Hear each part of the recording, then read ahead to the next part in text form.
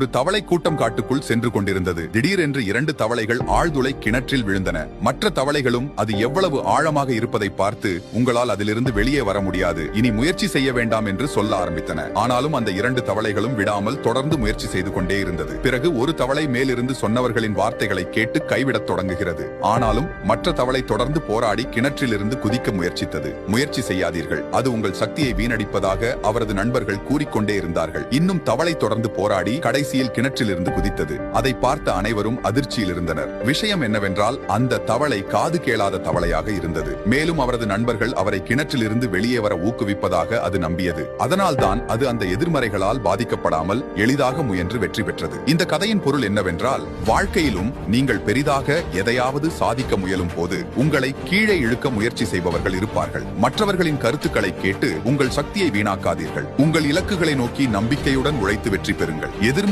என்று வரும்போது காது கேளாத தவளையாக இருப்பது நல்லது. நீங்கள் வளர்ச்சியை ஃபாலோ பண்ணாம இருந்தால்